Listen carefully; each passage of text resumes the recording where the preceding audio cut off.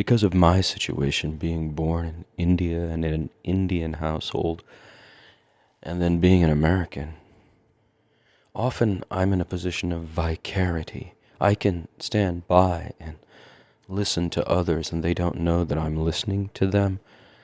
I'm discounted. Not as badly as Ralph Ellison's Invisible Man, or the Korean second daughter who was a housewife in Oakland.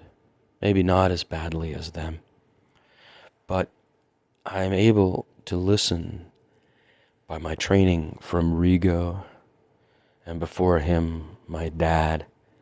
And in doing so, I capture moments that sometimes I have in the past written about, and at other times made videos about. And in the end, really, it doesn't seem to get over. But maybe audio, going back to audio. Radio was horrible. I don't like doing radio. It's horrible. Only the best situations is it good.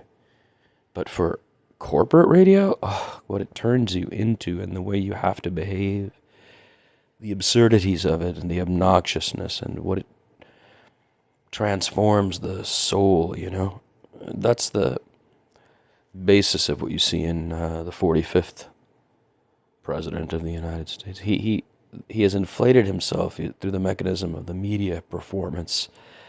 And that's visual, too. It's not even just radio where you do it with your voice in the morning, It's every single medium. And that domineering aspect, that ego you have to put on to be the expert that appears on the CNN panel, or even to host the C-SPAN panel. Maybe they're the least offensive, but I know what it feels like to have to put that on and still be honest when you're delivering news or information. And it's not easy. That said, this was about the very first conversation I overheard in Thailand upon arrival. I had not had much sleep, 22 hours in the air, and I'm standing in the line for the visa on arrival. On the way to the line for the visa on arrival, I saw two young girls. One was probably 5'2", the other one was probably 5 feet tall. They both wore the same thing: white stockings, white shoes, a pink skirt and dress with a vest-like combo, and had copper dyed hair that was cut, in a very straight cut. I forget what you call those.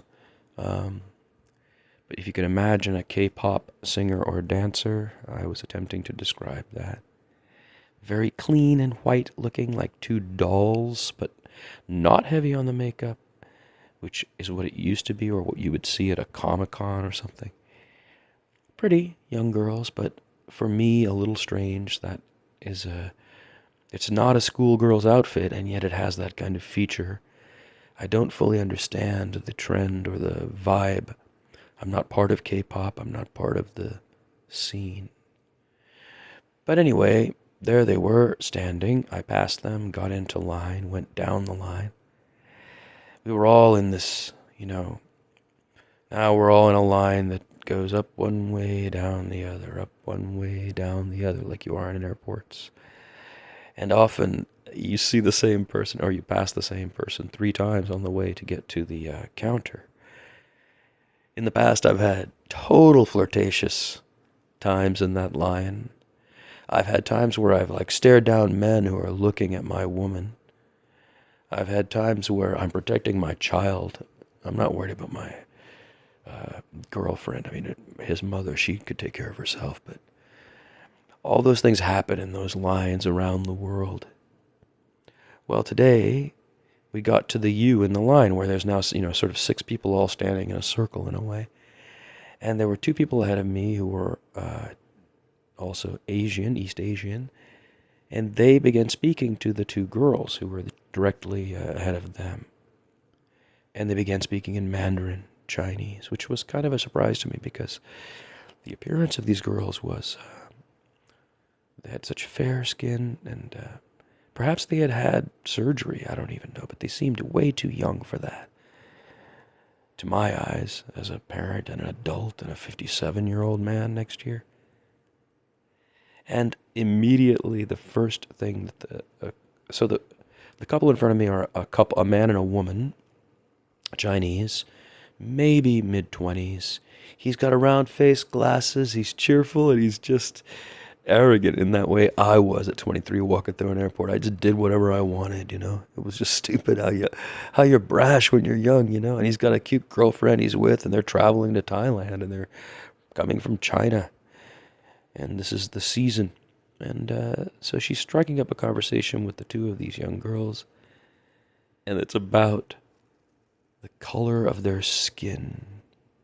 And about admiring so much the alabaster, the white.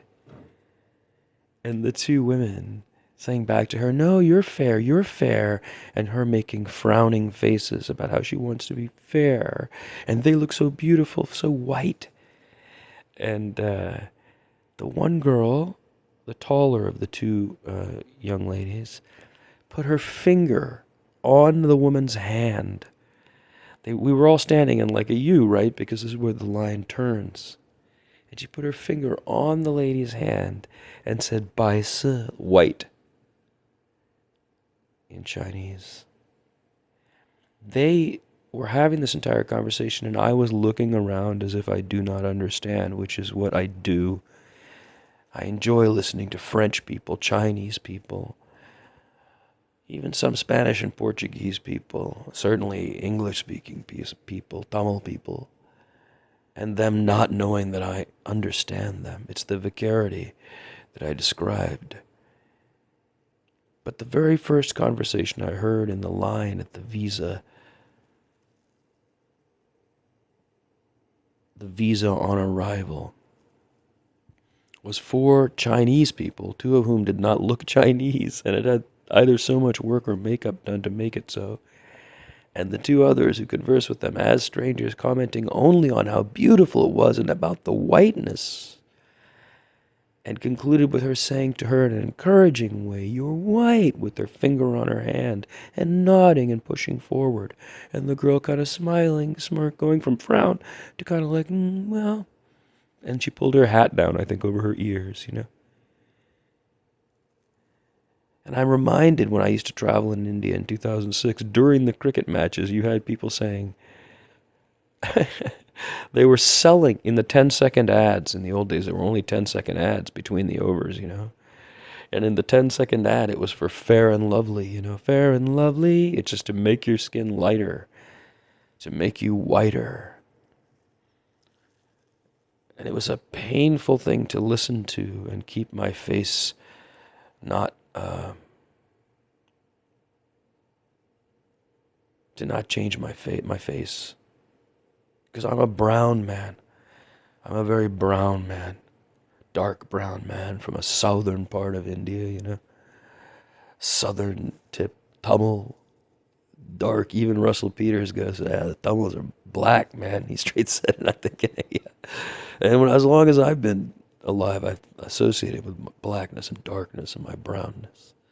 And as long as I've been alive, this has been going on, but never had I seen it so directly in a foreign culture, and that too, Chinese culture, how ugly I am to them. Right? That too, in Chinese culture, how ugly I am to them. Now, had I spoken up in Chinese, and what I thought, oh my God, the number of things going through my mind, can you imagine, that I wanted to say, you know? The only thing I would have said, I'm not going to say it in Chinese here, I'll just say it to you in English. But I went through a bunch of different things I wanted to say, you know? It was a very sad moment for me upon arrival in Thailand, in Bangkok, in the airport. But the only thing I would have said is, brown is beautiful. Brown.